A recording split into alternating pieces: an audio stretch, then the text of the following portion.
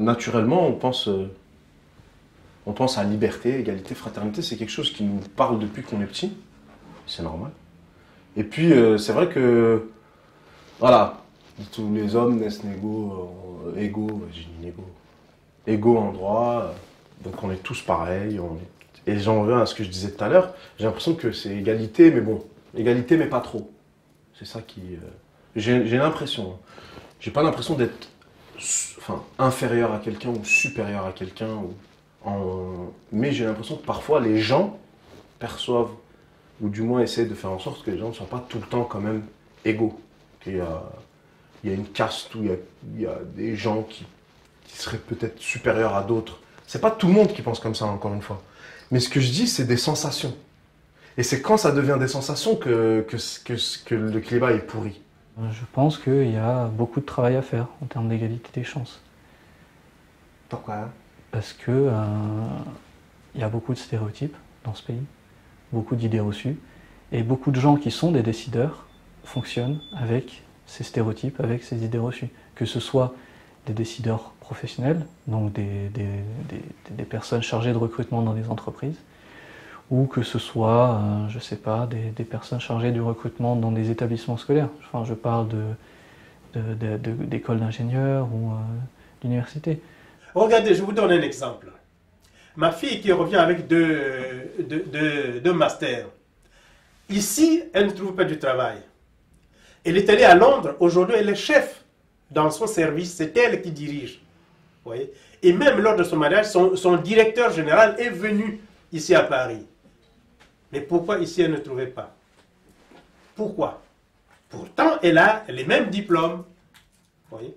Donc, c'est vous dire qu'il y a des clichés qui frappent. Et à cause de cela, les gens réagissent. Je pense que tous les gens ne sont pas égaux à Aulnay-sous-Bois, ça c'est clair. Pourquoi? Déjà de l'endroit où on vient, des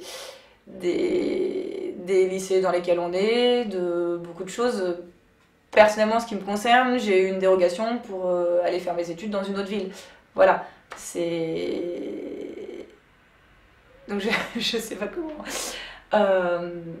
Donc voilà, j'estime que tous les gens ne sont pas forcément égaux, qu'on n'a peut-être pas tout le monde de la même manière. À mon avis, là où ça pose problème, c'est que l'éducation nationale ne met pas assez de profs ou ne remplace pas des profs parce que pourquoi par mesure de, je dirais, de mesure budgétaire. Donc quand vous avez des profs qui sont absents, moi je le vois avec mon fils qui est dans un collège, pendant 3 mois, il n'a pas eu de prof de maths. Alors que, voilà, ça c'est de l'inégalité par rapport à un collège de Paris qui, à lui, n'aurait pas eu ce genre de choses. Voilà, ça c'est un problème d'inégalité. Et c'est là-dessus. Et ça c'est un problème de l'éducation nationale qui, aujourd'hui, ne met pas le paquet sur des zones, entre guillemets, qui sont prioritaires. J'ai pas vraiment rencontré de difficultés. J'avais un dossier, je pense, correct. J'ai été pris dans une prépa qui est dite du groupe 3 à Paris. Ça s'est très bien passé. Mais ce que je constate, c'est que une conseillère d'orientation, dans mon parcours, m'a déconseillé d'avoir trop d'ambition. Et je pense que ça a eu un effet négligeable, en fait, puisque j'ai fait une prépa, peu importe de quel groupe elle était, j'ai eu mon parcours universitaire, ensuite, après la prépa. Donc, sur moi, ça a eu un effet négligeable. Mais il y a des gens sur lesquels ce conseil de ne pas avoir trop d'ambition peut avoir sans doute un effet beaucoup plus important. En tout cas, les jeunes, et ce qu'ils pensent, il n'y a pas d'égalité là. Quand on parle, ce qu'ils me répondent, ils me disent non, il n'y a pas de l'égalité. On était allé à l'école, on était très sages, on a eu premier diplôme, on a eu bac, premier bac, on a eu deuxième bac, on a eu bac jusqu'à bac plus 5 et bac plus 3. On est là, on est galéré, on n'arrive pas à trouver de travail. On fait les candidats et tout, parfois, ils nous disent qu'il y a du travail dans tel endroit.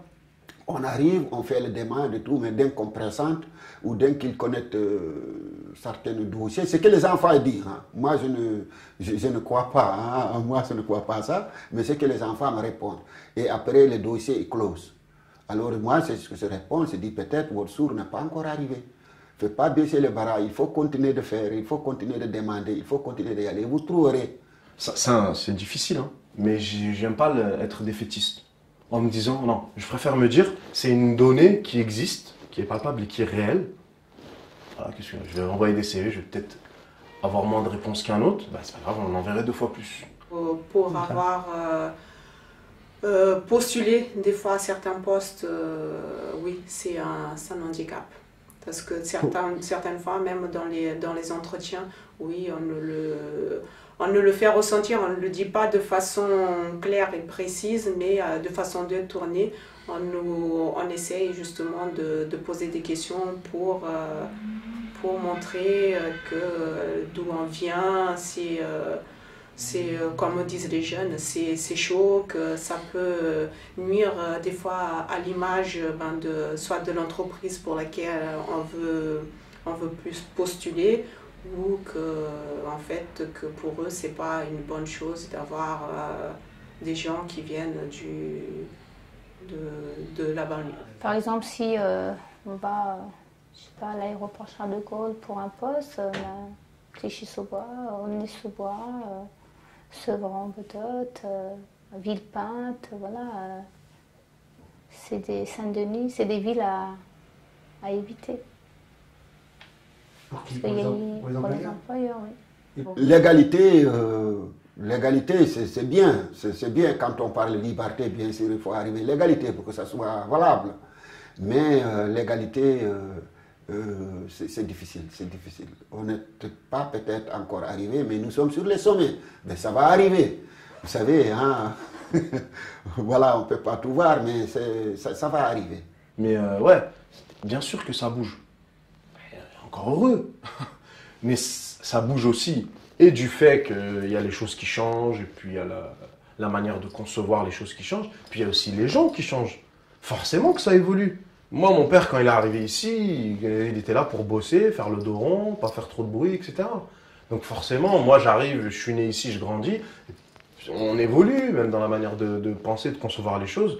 Donc après mes enfants, ce sera la même chose, puisque moi j'ai eu accès à ça, je vais pouvoir transmettre ça, etc., etc., etc. Donc de fait, et c'est tant mieux, les choses évoluent. Très lentement, mais elles évoluent.